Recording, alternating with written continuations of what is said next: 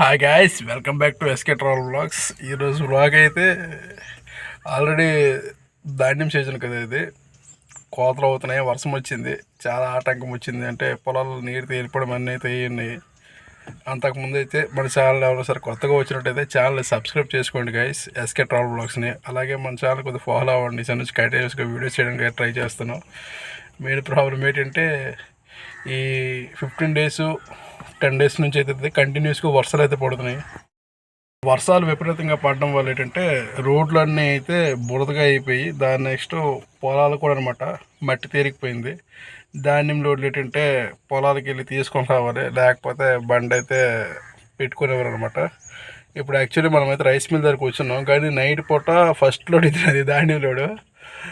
నాకు బండి మీద విరక్తడానికి ఫస్ట్ లోడ్లోనే ఇంత ఇబ్బంది పడుతుంది నేను అయితే అనుకోలేదు. రాత్రి 7:30కి 8 గంటలకి మా ఫ్రెండ్ మురళి ఫోన్ చేశాడు. చెప్పాను కదా డ్రైవింగ్ చేసుకున్న వెహికల్. అతను ఫోన్ చేసి ఇలా లోడ్ ఉంది రారా పొలంలో అంటే, ఆ రోడ్డు పర్లేదు మట్టి రోడ్డు, కాకపోతే పొలం దగ్గర అనమాట. రోడ్డు మీద బండి పెట్టినప్పటికి ఆ రోడ్డు మీదే బండి దిగిపోయింది అనమాట. కొత్తగా వేస్తున్నారు రోడ్డు.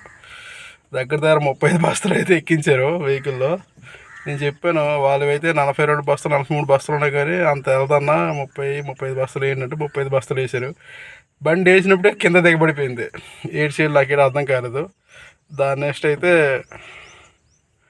మన మురళి స్వామి టాటర్ ఉంది కాబట్టి మురళి అయితే పిలిపించి మళ్ళీ టాటర్ పెట్టి కట్టి లాగించుకుని వచ్చా.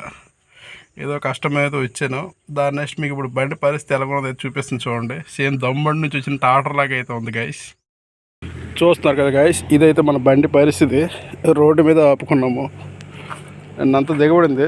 దగ్గర ధాన్యం పరదతో కట్టేసి అయితే ఉంచున్నాం, కానీ ఎక్కడ వరకు అయితే దిగబడింది ఇది. నిన్న టైర్లు చూడొచ్చు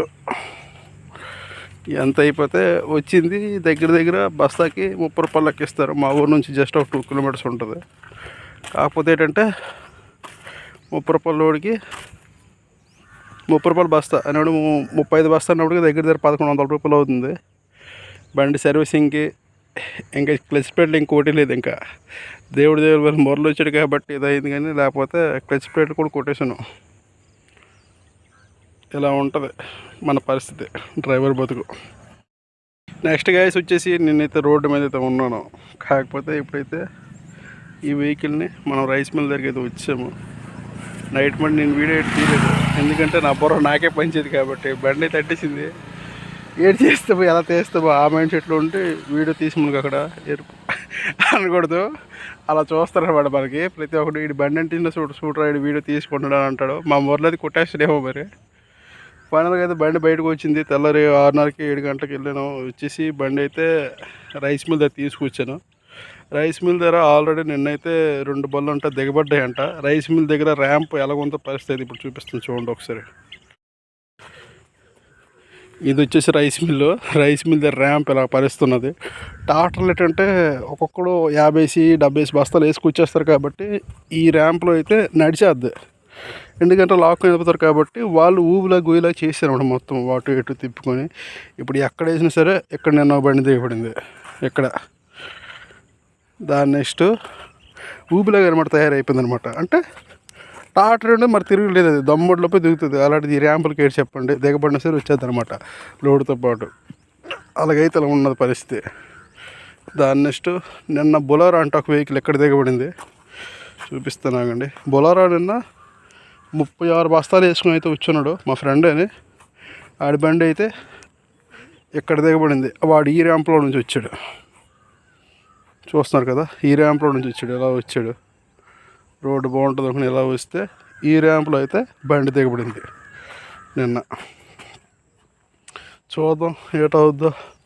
మనం కంటిన్యూస్గా బండి జారిని ఎట్టినా సరే ట్రాక్టర్ ర్యాంప్ నుంచి తీసుకొద్దాం. ఎందుకంటే కొంచెం గట్టి అయింటుంది కాబట్టి టైరు చక్రాలకి వీల్స్కి గ్రిప్ దొరుకుతుంది లోడ్లోపు. కాబట్టి మనం ఈ ర్యాంప్ నుంచి తీసుకొచ్చేద్దాం. స్ట్రాంగ్గానే ఉన్నది ర్యాంప్ కూడా. కాకపోతే ఇలా ర్యాంప్లో తీసుకొచ్చేటప్పుడు ఏంటంటే చక్రాలు జారుతాయి. చూద్దాం నెక్స్ట్ టైం అవుద్దాం. బండి అక్కడ రోడ్డు మీద పెట్టుకున్నాను. ఇక్కడ పెట్టుకోవచ్చు, ఇక్కడ స్ట్రాంగ్గానే ఉంది, కానీ మళ్ళీ బ్యాక్కి ఫ్రంట్కి చేసినప్పుడు ఇబ్బంది అవుద్ది అని, కానీ అక్కడ రోడ్డు మీద పెట్టుకున్నాను అనమాట. చుట్టూ పొలాలు. రైస్ మిల్ ఇంక ఓపెన్ చేయలే. కోదరనే స్టార్ట్ అవ్వలేదు కాబట్టి అంటే అయ్యి ఆల్రెడీ. కాకపోతే వర్షం వల్ల 10-15 రోజుల నుంచి అయితే ఎక్కడ కుప్పలు అక్కడ ఉన్నాయి. నూర్చినవి దాన్ని కూడా ఇంకా సరిగ్గా ఎండదు అనుకుని ఎవరైతే తీసుకురావడం లేదు. గవర్నమెంట్ అయితే ప్రకటించింది కానీ వీటి ధాన్యము ఎంత గ్రేడ్ ఉన్నా సరే తీసుకోవాలి, తడి ధాన్యమైన తీసుకోవాలని అంటున్నారు. కానీ రైస్ మిల్ అయితే అది అవ్వదు. కంటిన్యూస్గా అయితే చెక్ చేస్తున్నాను అనమాట. గ్రేడు 16 పాయింట్ కన్నా తక్కువ ఉండాలి.